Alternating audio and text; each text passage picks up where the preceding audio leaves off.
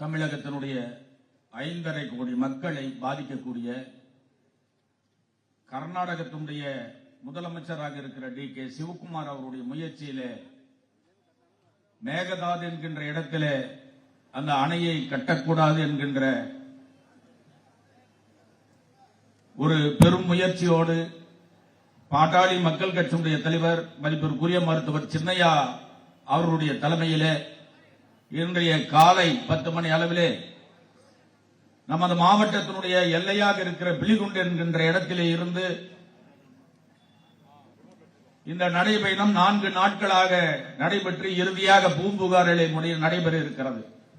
ஆக அந்த அடிப்படையிலே இன்றைக்கு இந்த தருமபுரி மாநகரிலே நடைபெற்று கொண்டிருக்கிற இந்த பொதுக்கூட்டத்திலே கலந்து கொண்டு இறுதியாக இந்த பயணத்தினுடைய நோக்கத்தை பற்றி மிக தெளிவாக பேச இருக்கிற மதிப்பிற்குரிய தமிழக மக்களினுடைய எதிர்கால நட்சத்திரம், இளைஞர்களின் எழுச்சி நாயகர் மருத்துவர் சின்னையா அவர்களே,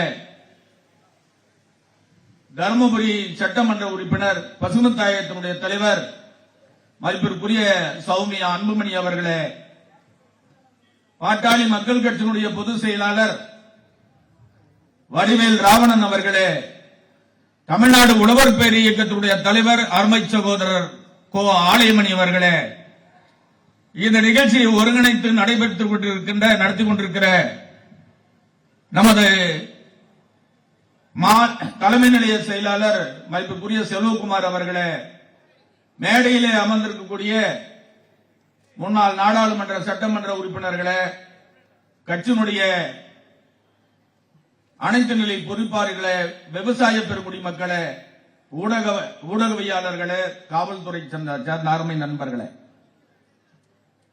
பொதுவாக இன்றைக்கு மருத்துவர் சின்னையா அவர்களுடைய தலைமையிலே இந்த நடைப்பயணம் நடப்பதற்குண்டான ஒரு நிலையை ஏற்படுத்தி இருக்கிறது யார்?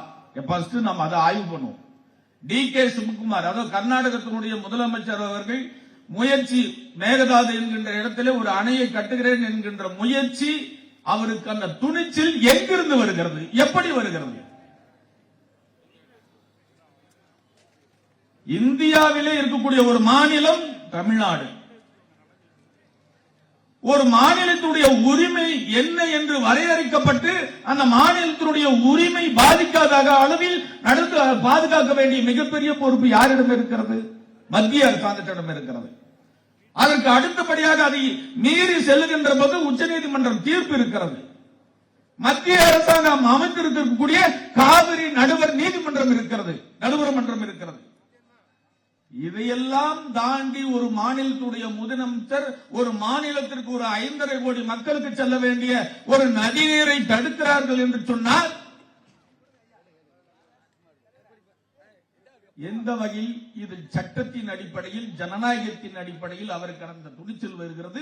மத்திய அரசாங்கமோ உச்ச நீதிமன்றமோ காவிரி நீதிமன்றமோ எப்படி இதை அனுமதிக்கிறது?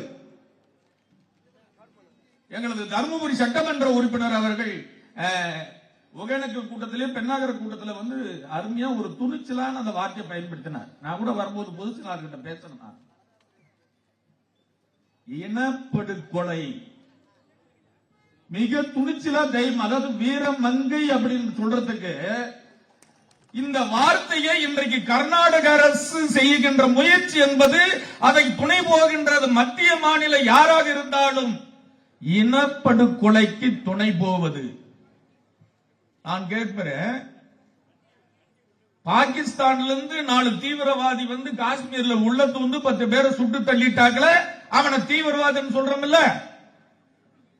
ஏண்டா 5.5 கோடி பேர் குடிப்பதற்கு குடிநீராகவும் விவசாயம் செய்வதற்கு விவசாயத்திற்கு பயன்படுத்தக்கூடிய நீரை நீ எப்படி சட்டத்தை மீறி ஜனநாயகத்தை மீறி நீ தடுக்க நினைக்கிறாய் என்று சொன்னால் இது தீவிரவாதம் அல்லவா? நான் கேட்கிறேன், அதே உரிமை எங்களுக்கு இருக்குது இல்லையா? நெய்வேலியில வந்து எங்களுடைய இயற்கை வளத்தை அழிச்சு நிலக்கரியை வந்து தோண்டி எடுத்து 3 மாநிலத்துக்கு மின்சாரத்தை கொண்டு போற இல்லையா? அதை தடுக்கக்கூடிய உரிமை எங்களுக்கு இருக்குதா இல்லையா?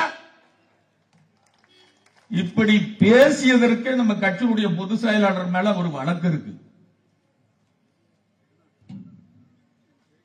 அப்ப எது தீவிரவாதம்?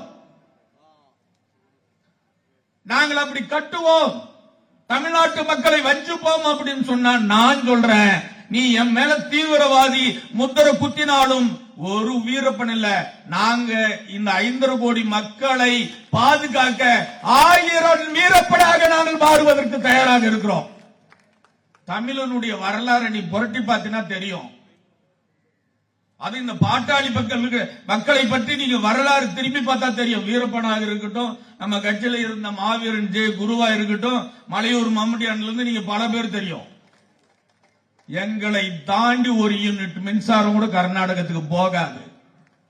நான் கேட்கிறேன், மத்திய அரசாங்கம் இதுவரை ஒரு தமிழ்நாட்டினுடைய ஒட்டுமொத்த குரலாக சட்டமன்றத்தில் ஒரு தீர்மானம் அனைத்து கட்சியினுடைய தீர்மானமாக நிறைவேற்றி இன்றைக்கு அனுப்பிச்சிருக்கு.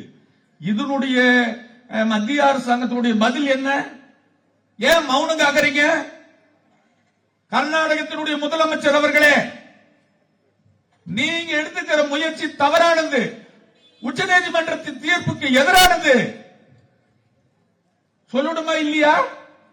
அது அங்க ஆட்சி காங்கிரஸ் ஆட்சி, மத்தியில் ஆட்சி செய்யறது பாரதிய ஜனதா கட்சி.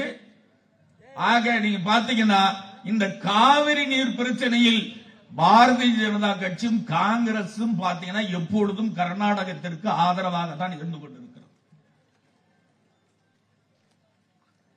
ஆகவே இன்றைக்கு எங்கள் கட்சியினுடைய தலைவர் அவர்கள் தலைமையிலே எச்சரிப்பதற்காக எங்கள் மக்கள், தமிழக மக்களை இந்த பேராபத்தை பற்றி விழிப்புணர்வு உருவாக்குவதற்காக இந்த நடைபயணம் நடந்து கொண்டிருக்கிறது.